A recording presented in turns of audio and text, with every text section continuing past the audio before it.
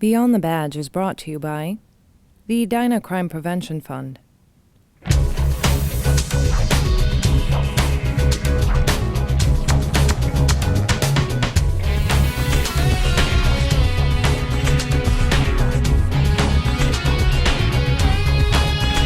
Welcome to Beyond the Badge, a program about the inner workings of the Edina Police and Fire Departments. Thanks for joining us. I'm Sergeant Brian Hubbard. Edina Police Officer Kenna Dick was one of 22 D.A.R.E. officers recently certified by the Minnesota Bureau of Criminal Apprehension. Since 1983, the D.A.R.E. program has been empowering youth to make healthy decisions, such as staying away from drug use and other dangerous behaviors. Founded by the Los Angeles Police Department to address skyrocketing drug use among young people, D.A.R.E., or Drug Abuse Resistance Education, has since taken hold in classrooms throughout the nation and around the world. It creates an interaction between police and youth in the community. It's the heart and the base of what community policing is all about, and it helps to break down that barrier that children may have with police. Officer Dick is one of 3 Edina police officers certified in the D.A.R.E. program. I spent 4 years as school resource officer at Edina High School, so I have had contact with students and kids before in the past. And it's important to teach them those safe and responsible decisions so that we as police officers don't necessarily have contact with them in the future. She will begin teaching the D.A.R.E. curriculum to 3 5th grade classes at Our Lady of Grace later this year. In addition to special segments like How's It Work and What to Do If, Beyond the Badge would like to introduce a new segment called Edina Investigates, a retrospective about high-profile cases from Edina's history told by the people who were there.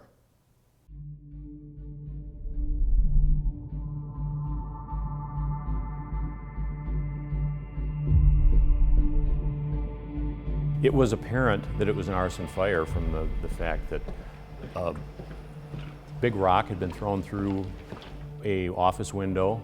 Someone had crawled in and poured gasoline on the floor of I think it was the assistant principal's office, and lit it on fire.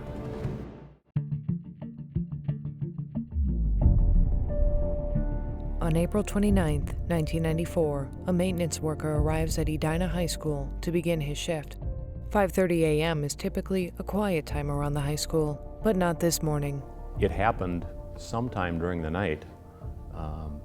They had a working alarm system, and the sprinklers kept going for who knows how long. Fortunately, long enough to put out the fire. The presence of flammable liquid patterns at the scene indicate that the situation could have been far worse. The day after the fire, I sent out a message to metropolitan area police departments asking if anyone had any other incidents of either arson or suspicious fires or damage to property incidents where rocks or bricks were thrown through windows. Not coincidentally, reports of nearby property damage involving rocks and broken glass were starting to establish a pattern. A devastating fire at Burnsville High School several days earlier now had greater significance. It turns out after the fire at Edina, a similar incident occurred at Minnetonka High School. And it happened while there was a custodian in the building. He had the common sense to follow the guy out the door and wrote down his license plate number, got a description, and called 911. I knew it was a significant, serious case, but I also had the peace of mind knowing that there was a suspect already.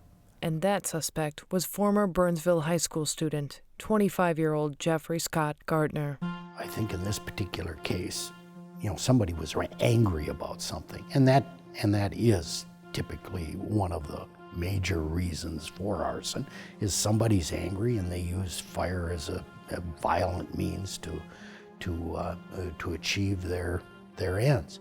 Gardner's mother is concerned after her son has some uncharacteristically late nights. In his vehicle, she notices the smell of gasoline, some small rocks, and other suspicious material. We ended up with a lot of glass evidence, both from the scenes of these arsons and the damage to properties, one at private residence and one at Normandale Community College. And we're able to match those to glass fragments that were taken during a search warrant of his home. There was glass fragments found in the trunk of his car, in floor mats of his car, in his jacket. The investigation work sort of just kept turning over rocks and looking here and looking, and they turned over the right rocks at the right time, and all the pieces fell in together. In addition to the glass evidence, a home search would turn up the small orange gas canister spotted in the suspect's hand at Minnetonka High School. Fortunately for Edina and Minnetonka High Schools, the accelerant's effects were mitigated. School buildings were a target. They were a high-risk area for arson.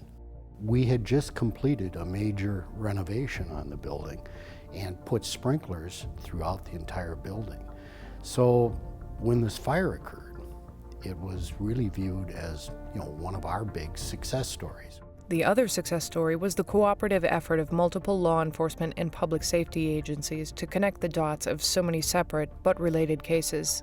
The county was involved, the federal government was involved, three city police departments and fire departments were involved, and I think the investigators on this just did an outstanding job of coordinating all those people.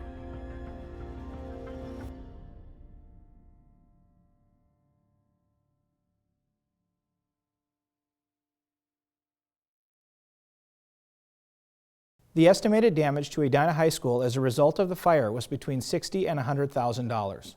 Minnetonka High School incurred damages costing $50,000 to $100,000. Burnsville High School was completely engulfed in flames when fire personnel responded to the scene and incurred damages estimated at $15 million. Every month, the Edina Police Department highlights a specific statutory violation as a part of its Focus In campaign. By focusing in on a particular statute, officers hope to increase awareness and compliance among the public.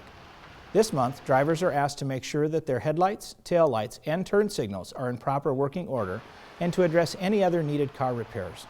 A properly maintained vehicle helps keep everyone traveling on our roadways safer. On behalf of the City of Edina's Public Safety Team, thanks for tuning in to learn a little bit more of what goes on beyond the badge. Until next time, stay safe.